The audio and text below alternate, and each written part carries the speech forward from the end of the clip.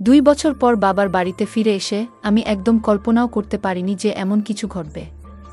মায়ের অনুপস্থিতিতে আমরা 2 বোনই ছিলাম বাড়িতে। বাবা প্রতিদিন রাতে মদ্যপ অবস্থায় ফিরে আসতেন এবং ছোট বোনকে তার ঘরে নিয়ে যেতেন। এতদিন পর যখন আমি বাড়ি এলাম তখন বাবার আচরণে কিছুটা পরিবর্তন দেখলাম। তিনি মদ খেয়ে আমাকে তার ঘরে নিয়ে যাওয়ার চেষ্টা করছিলেন, আর আমি কিছুই বুঝতে পারছিলাম না আসলে কি হচ্ছে। তিনি কোনো কথা না বলেই আমাকে তার ঘরে নিয়ে। বন্ধুরা, আজকের গল্পটা অনেক বেশি স্পেশাল, তাই সবাই রেডি থাকো। দয়া করে গল্পগুলো ভালো লাগলে ভিডিওটি লাইক, শেয়ার এবং চ্যানেলটি সাবস্ক্রাইব করো প্লিজ। আমি প্রিয়া, 2 বছরের দাম্পত্য জীবনের পর বাবার বাড়িতে এসেছি। আসার পেছনে বিশেষ কোনো কারণ ছিল না। দীর্ঘদিন পর স্বামীও বলল যে বাবার বাড়ির খবর নেওয়া উচিত। তবে এতদিন না আসার মূল কারণ ছিল বাবার মদ্যপানের অভ্যাস। কিছুদিন আগে বাবার ফোন পেয়ে এই সিদ্ধান্ত নিলাম।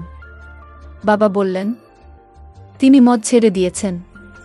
তার মলিন মুখ দেখে এবং ছোট বোন তানিয়ার সাথে দেখা করার ইচ্ছা হলো। তানিয়া আগে হোস্টেলে ছিল, এখন একাদশ শ্রেণীতে পড়ে এবং মাত্র 2-3 মাস হলো বাড়ি ফিরেছে। বাড়িতে এসে বাবা আমাকে জড়িয়ে ধরলেন, যেন একটু বেশি স্নেহ দেখাচ্ছিলেন। তানিয়া দেখা করতে এলো, তবে তার মুখে কিছুটা অস্বস্তি ছিল। তানিয়া বাবাকে পানি দিতেও ভয় পাচ্ছিল, যা দেখে আমি বিস্মিত হলাম। জানি না সে কবে থেকে এতটা ভয় পেতে শুরু করেছে। বিশেষ করে বাবা তো এখন মদও ছেড়ে দিয়েছেন। সেদিন দাদু, বাবার বন্ধুর বাবা, আমাদের বাড়িতে এসেছিলেন। তাদের পরিবার আমাদের খুব ঘনিষ্ঠ। বাবার বন্ধু মারা যাওয়ার পর দাদু নিয়মিত আসতেন। বাবাকে মদ ছাড়তেও তিনি উৎসাহ দিয়েছিলেন। সেদিন বাবা দাদুর সাথে বাইরে গিয়েছিলেন। যখন বাবা ফিরে এলেন তখন তার মদ্যপ অবস্থায় দেখে আমি বিস্মিত হলাম। দাদু বললেন, মেয়ে, তোমার বাবার খেয়াল রেখো। তাকে কতবার বলেছি মদ ছেড়ে দিতে, কিন্তু আজ সে মদ্যপানের কারণ হিসেবে বলল যে তার মেয়ে 2 বছর পর বাড়ি এসেছে। আসলেই তোমার বাবা খুব জটিল মানুষ। আমি যখন বাবাকে তার ঘরে পৌঁছে দিতে যাচ্ছিলাম তখন তিনি আমাকে এমনভাবে ধরে রাখলেন যেন আমি তার স্ত্রী। পরের দিন সকালে শ্বশুরবাড়ি ফেরার জন্য প্রস্তুত হলে বাবা আমাকে থামিয়ে বললেন, কোথায় যাচ্ছ? এসেছ তো মাত্র 1 দিন হয়েছে। আমি জবাব দিলাম, আপনি যদি মদ না ছাড়েন তাহলে আমি আর এখানে থাকব না। তানিয়াকেও নিয়ে যাচ্ছি। আমার কথায় বাবা বিচলিত হয়ে পড়লেন। তানিয়া বাবার সৎ মেয়ে হলেও তিনি তাকে নিজের মেয়ের মতোই দেখেছেন। মায়ের মৃত্যুর পর বাবার দ্বিতীয় বিয়েতে তানিয়া আমাদের জীবনে আসে। আমি তানিয়াকে সবসময় নিজের ছোট বোনের মতোই ভালোবেসেছি। বাবার প্রতিশ্রুতি অনুযায়ী আমি আরও কিছুদিন থাকার সিদ্ধান্ত নিলাম। 1-2 দিন পর আমি তানিয়াকে নিয়ে বাজারে গেলাম। তার জন্য অনেক সুন্দর পোশাক এবং মেকআপের সামগ্রী কিনলাম। বাড়ি ফিরে আমি তানিয়াকে বললাম নতুন পোশাকগুলো পরে দেখতে। একটি পোশাক তাকে বিশেষ সুন্দর লাগছিল। আমি তাকে সাজতে বললাম, আর নতুন পোশাকে সে অপূর্ব লাগছিল। তার এই রূপের কিছু ছবি মোবাইলে তুলছিলাম।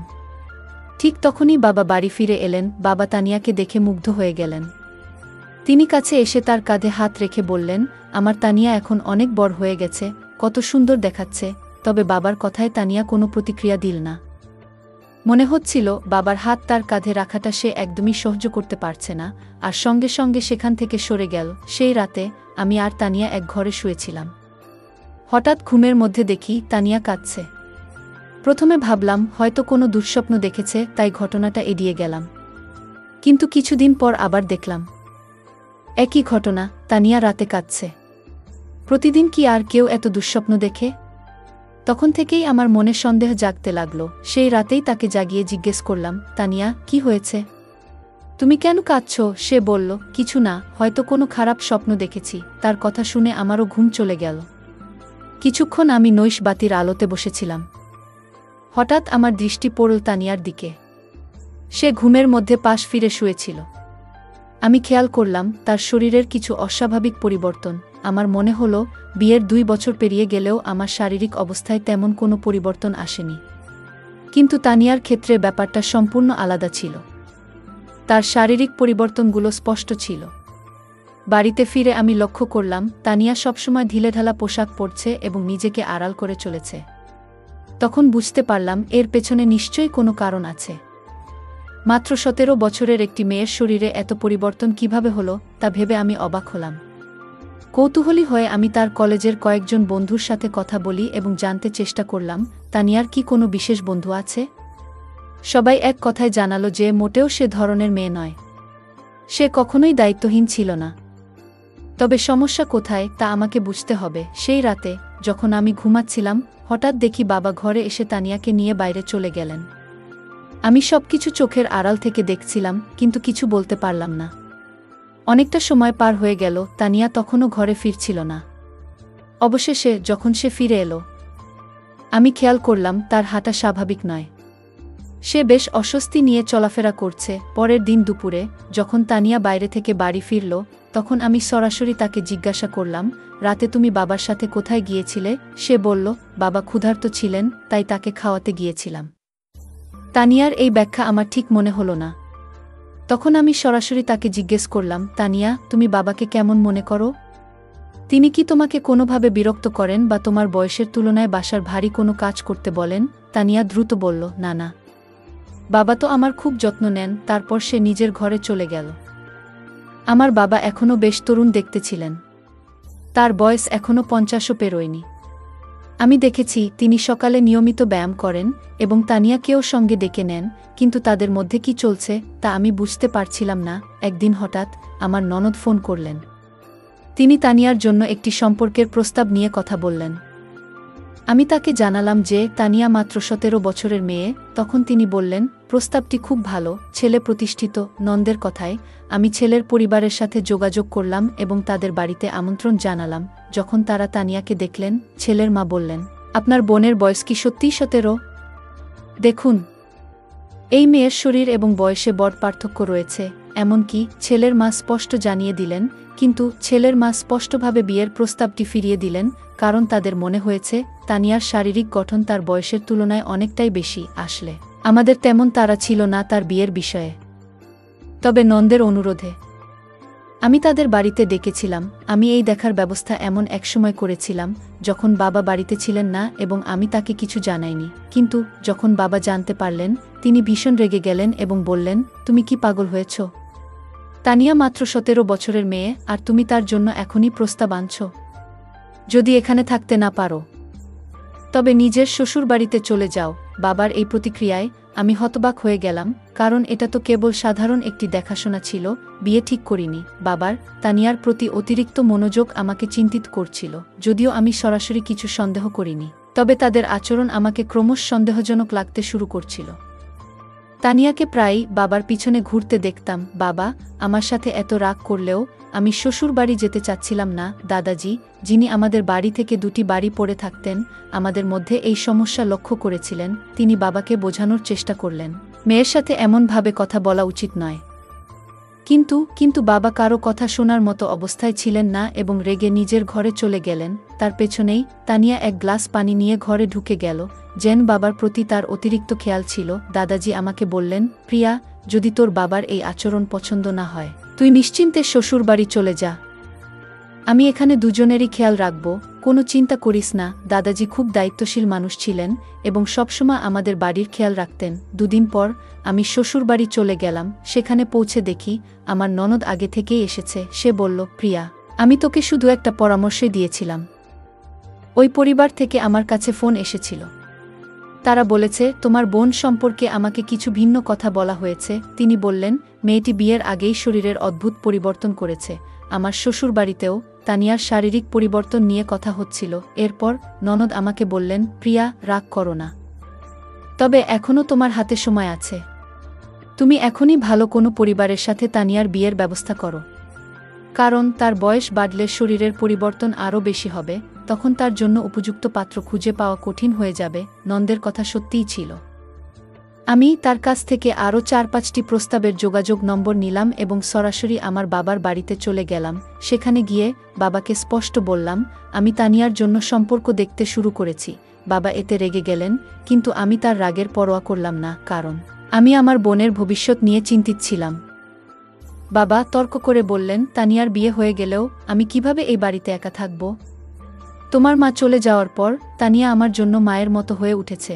বাবার কথা শুনে আমি কিছুটা বিরক্ত হয়ে বললাম, আপনার স্ত্রীর মতো বলতে চান?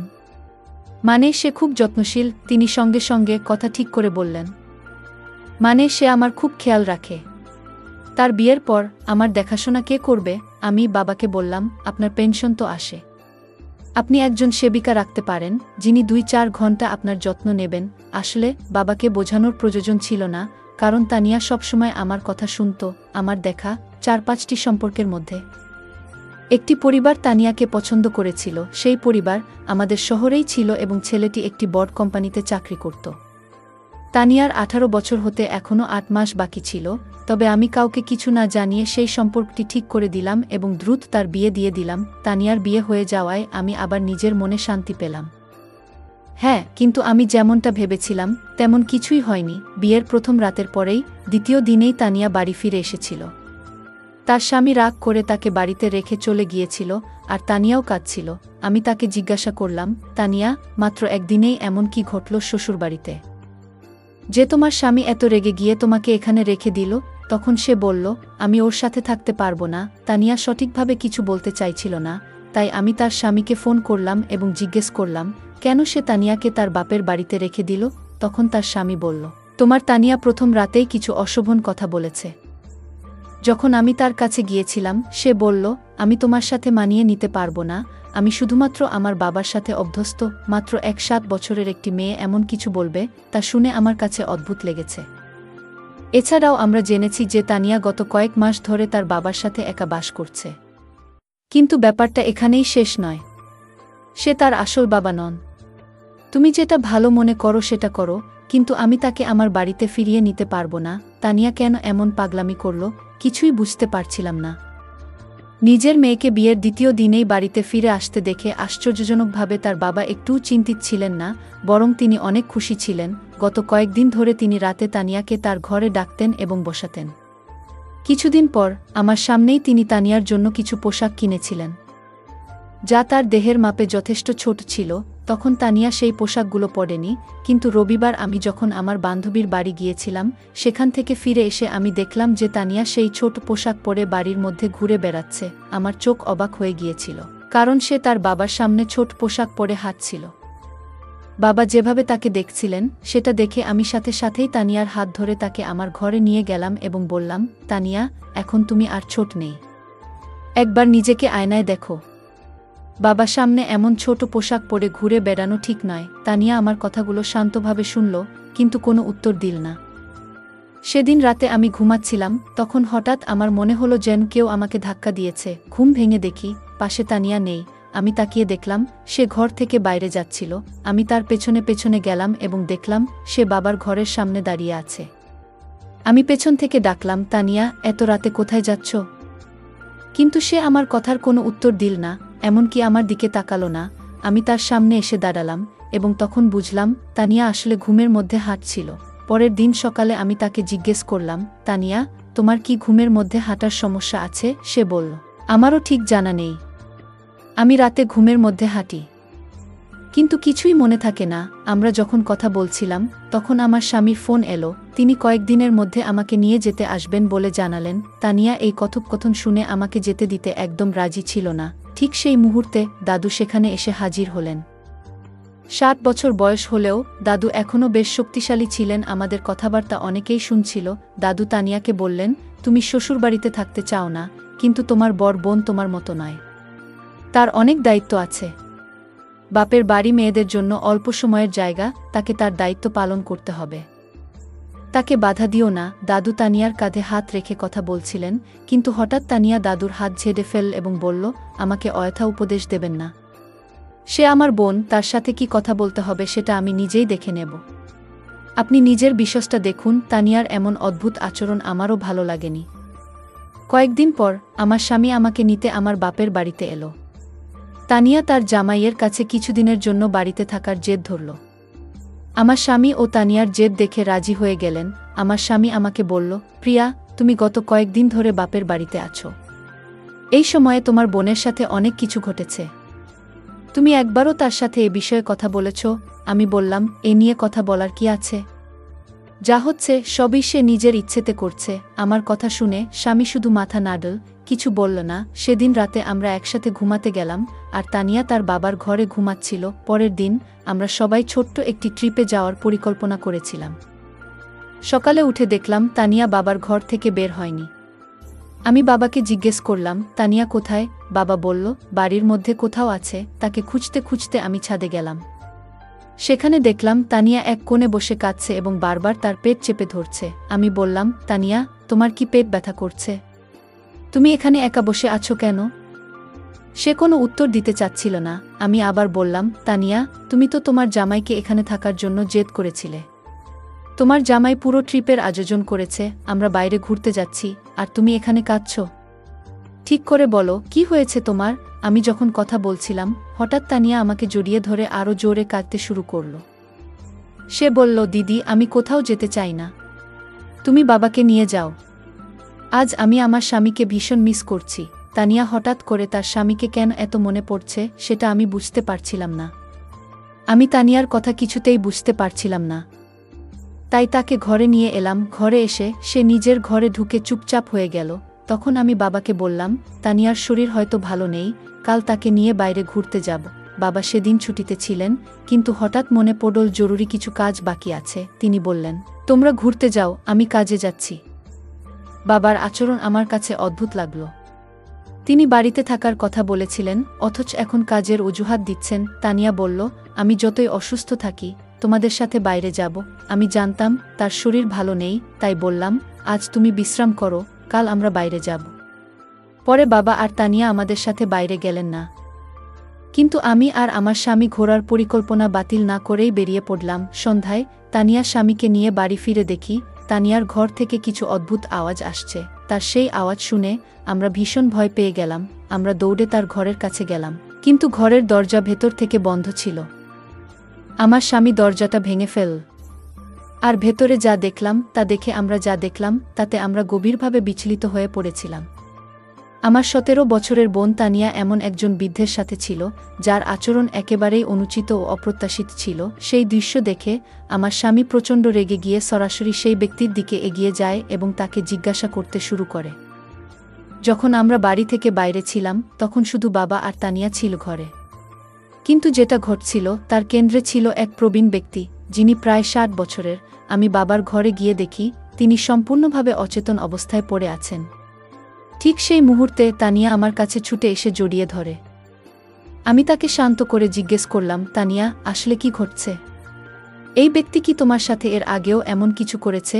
তানিয়া চোখ মুছতে মুছতে বলল, হ্যাঁ দিদি, দাদু অনেকবার আমার প্রতি অন্যায় আচরণ করেছে। এমনকি গতকাল রাতেও তার আচরণ খুবই খারাপ ছিল। দাদু বাবাকে কিছু টাকা ঋণ দিয়েছিলেন, কারণ বাবার বাজে অভ্যাসের জন্য আমাদের বাড়িটা প্রায় বিক্রি হওয়ার পথে ছিল। তখন দাদু আমাদের সাহায্য করেছিলেন। বাবা সেই ঋণ শোধ করতে না পারলে হয়তো আইনগত সমস্যায় পড়ে যেতেন। সে সময় আমি ভেবেছিলাম দাদু একজন ভালো মানুষ, কিন্তু পরে বুঝতে পারলাম তার আসল চেহারা অন্যরকম।